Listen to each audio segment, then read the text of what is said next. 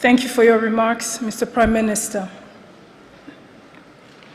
It is now my great privilege to welcome His Royal Highness, the Prince of Wales, to address us.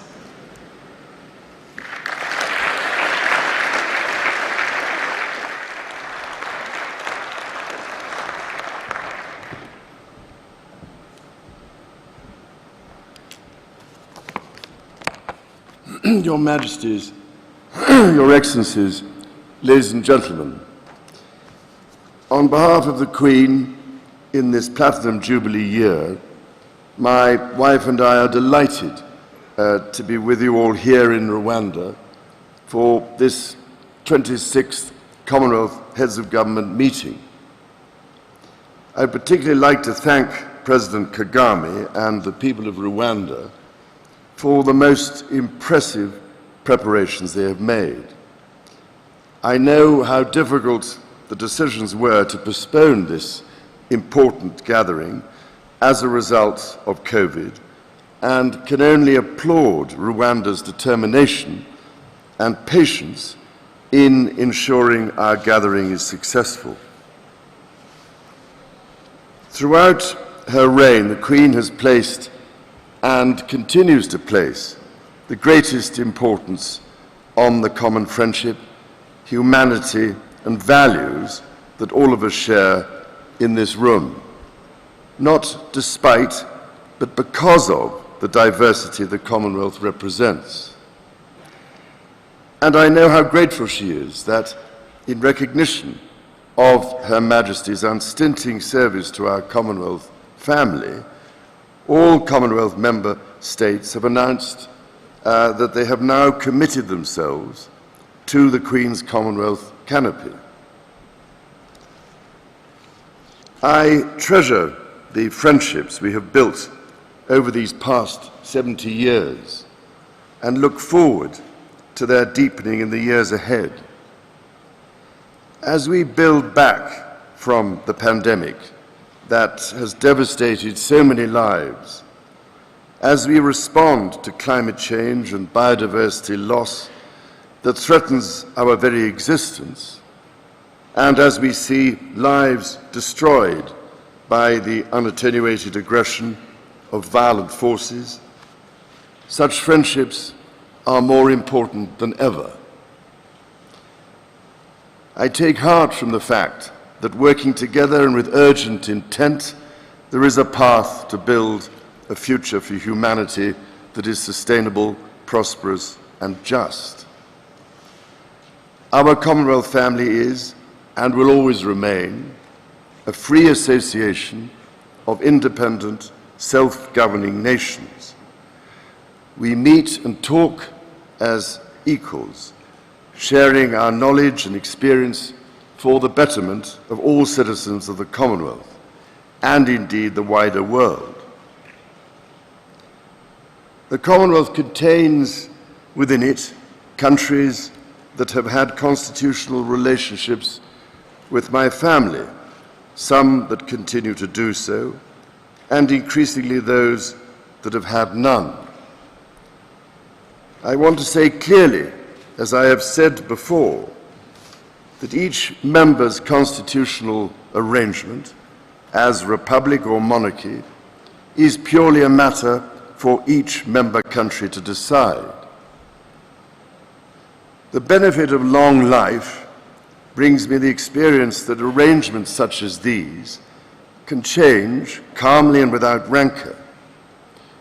But as I said in Barbados last November, we should never forget the things which do not change: the close and trusted partnership between Commonwealth members, our common values and shared goals, and perhaps most importantly, the strong and enduring connections between the peoples of the Commonwealth which strengthen us all.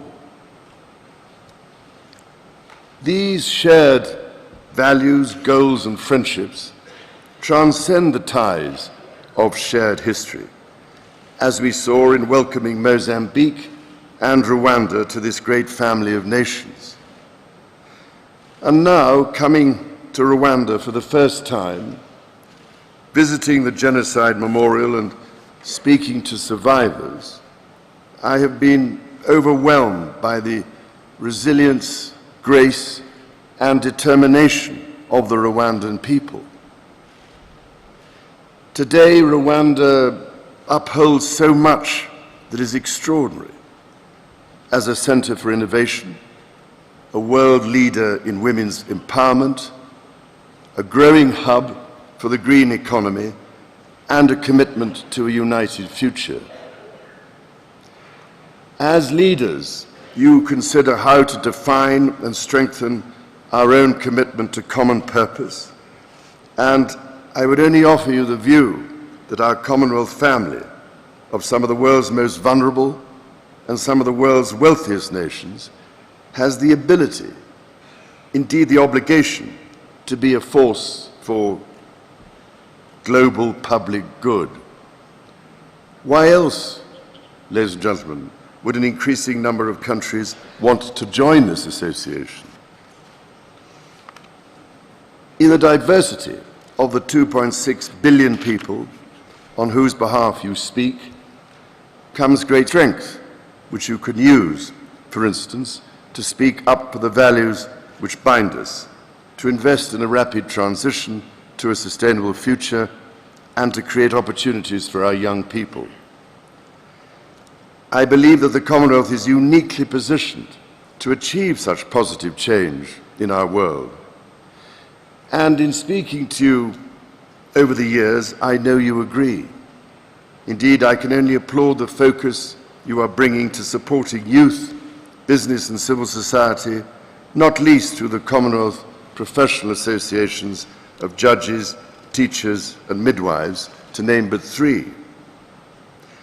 I know the importance you attach to ensuring that support reaches the developing world, and how important is the work you are undertaking to develop new approaches which take account of climate vulnerability, to enable the better channeling of development assistance. I was also greatly heartened at yesterday's business forum to see Commonwealth leaders and global CEOs, including from my Sustainable Markets Initiative, identifying practical solutions to these vital challenges. To achieve this potential good, however, and to unlock the power of our common future, we must also acknowledge the wrongs which have shaped our past. Many of those wrongs belong to an earlier age with different and, in some ways, lesser values. By working together, we are building a new and enduring friendship. In Canada recently, my wife and I were deeply touched to meet many of those engaged in the ongoing process of reconciliation. Indigenous and non-Indigenous peoples reflecting honestly and openly on one of the darkest aspects of history. As challenging as that conversation can be, people across Canada are approaching it with courage and unwavering commitment, determined to lay a foundation of respect and understanding upon which a better future can be built. It seems to me that there are lessons in this for our Commonwealth family. For while we strive together for peace, prosperity and democracy, I want to acknowledge that the roots of our contemporary association run deep into the most painful period of our history.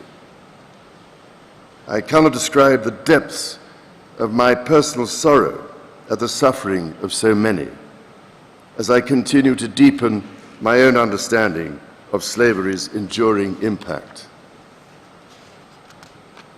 If we are to forge a common future that benefits all our citizens, we too must find ways, new ways, to acknowledge our past.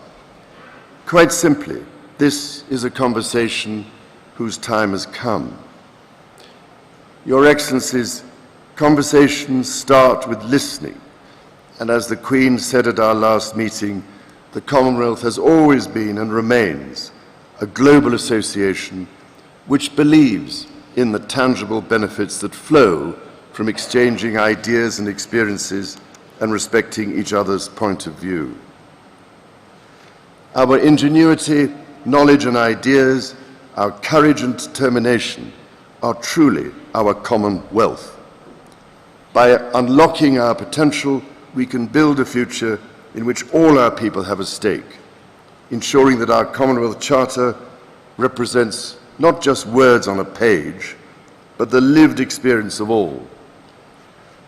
And in so doing, we will equip our children and grandchildren to be agents of a better future. Your Excellencies, if we are to leave the world better than we found it, and that is our duty and our privilege, we must be bold with our ambition, decisive with our actions, and united in our effort. In this mission, I know Her Majesty the Queen stands with us all.